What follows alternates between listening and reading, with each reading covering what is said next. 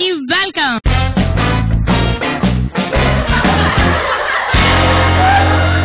ఈ నవ్వులాట్లో మాకు ఇక్కడ ఉన్న ముగ్గురు మంచి మంచి వెరైటీగా తమకు తోచింది 2 minutes లెంత్ ఉన్నదే చేస్తారనమాట. అది కూడా పాప అడిగింది, లెంత్ ఎక్కువ ఉండకూడదు, 2 minutes ఉండాలి కదా పాప. Very good. స్ప్రైట్ నవ్వుల సవాల్లో సెకండ్ రౌండ్. నెక్స్ట్ సోమశేఖర్. వస్తున్నారు ఇదిగోండి మొన్న అక్కినండి నాకు అర్జున్కర్ బ్యాట్ పట్టుకుని ఇక్కడ అంత అతను 4 6లతోనే మొదలు పెడతారంటే అదో కొట్టారు అదో రాజశేఖర్ దగ్గర క్యాచ్ ఇచ్చారు. ఏంటండి నాకు అర్జున్ గారు మీరు ఆయనకి ఇచ్చారు ఏంటి? గ్రౌండ్లో ఎంతమంది ఉన్నా సరే రాజశేఖర రెడ్డి గారికి ఎందుకు తెలుసా క్యాచ్ ఇచ్చాను? పంచి కట్టుండు పరిగెత్తలేడు అనుకున్నాను. తీరా చూసేసరికి పని చెప్పి మరి వెళ్ళి పరిగెత్తి అయ్యి బాబు ఇక్కడ మ్యాచ్ సీరియస్గా ఉందంటే అది మన వస్తున్నారు మన ప్రిన్స్ మహేష్ బాబు గారు కొట్టారు అదిగోండి బామ్మన్ గారు క్యాచ్ ఇచ్చారు. బామ్మన్ గారు వదిలేశారు. ఏంటండి మహేష్ బాబు గారు మీరు అతనికి క్యాచ్ ఇచ్చారు? అసలు అక్కడ ఉన్నాడు అని సంగతే నాకు తెలియదు.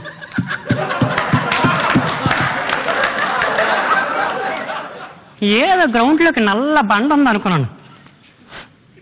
కొట్టిన తర్వాత తెలిసింది అది బండ కాదు బాబుమోనండి. క్యాచ్ వదిలేసాడు కూడా సరిపోయింది. అదే ప్లేస్లో పట్టుంటే తర్వాత మ్యాటర్ ఆడికి తెలుసు.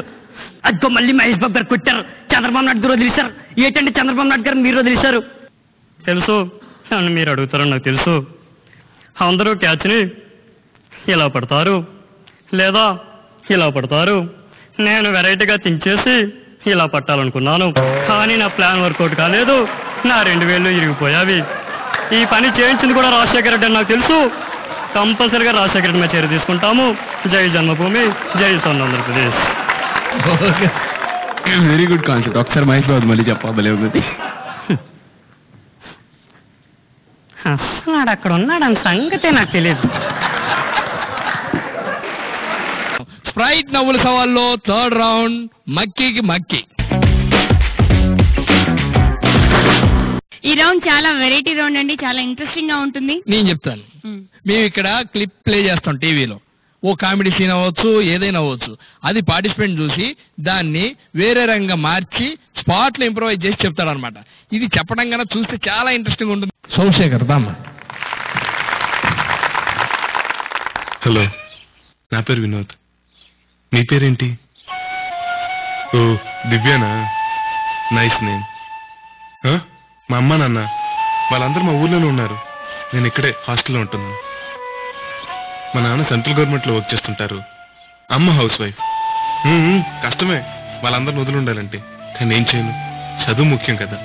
అవును, మీ నాన్న ఏం చేస్తుంటారు? ఓ రైల్వేస్లో వర్క్ చేస్తుంటారా? మీకు తెలుసా, అక్కడ నాకు బోల్డ్ అంతమంది ఫ్రెండ్స్. ఇక్కడ మీరు ఒక్కరే నా ఫ్రెండ్. కాఫీ తాగటానికా, క్యాంటీన్కా, క్లాస్కి వెళ్దాం. అవును, మిల్లు ఎక్కడా? ఎంవిపి కాలనీలోనా? అదెక్కడా? ఏం చేయాలనుకుంటున్నావు? ఈ కాన్సెప్ట్ని అసలు ఏమీ పని పాట లేకుండా ఉంటే కామెడీగా తీసుకుంటే చూద్దాం సార్. హలో, నా పేరు పండు. మీ పేరు? ఓ కాయా. ఓ వెరీ వరస్ట్ నేమ్. మా అమ్మ నాన్నలు ఇక్కడే ఉంటారు. ఏ పని పాట లేకుండా తిరుగుతుంటారు. నేను సేమ్. మా నాన్న ఇక్కడే కంటికెప్పుడు ఎప్పుడు దొరుకుతూ ఉంటాడు. మా అమ్మ ఆయన బాధపడలేక పిచ్చికి ఇప్పుడే పిచ్చి ఆసుపత్రికి వెళ్ళింది. అవును, మీ నాన్నగారు రైల్వే స్టేషన్ అడుక్కుంటారంట కదా? ఓ నీకు తెలుసా, అక్కడ నాకు చాలామంది ఫ్రెండ్స్ ఉన్నారు. వాళ్ళు కూడా అడుక్కుంటారు. ఏంటి, కళ్ళు తాగుదామా? బీరు కొడదామా?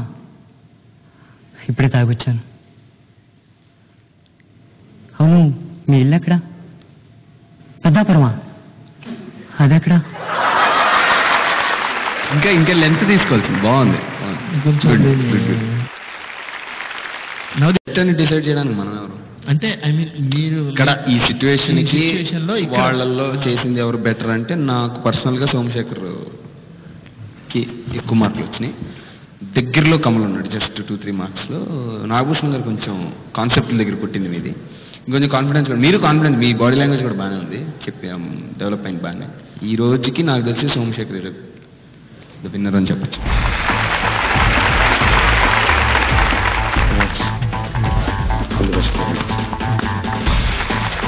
నవ్వుల సవాల్లో please welcome third participant Somashekhar from Srikakulam. పాప కార్యక్రమం మొదలు పెడదామా? Okay, very good. స్ట్రైక్ నవ్వుల సవాల్లో ఫస్ట్ రౌండ్ సూటిగా చెప్పు శృతి లేకుండా.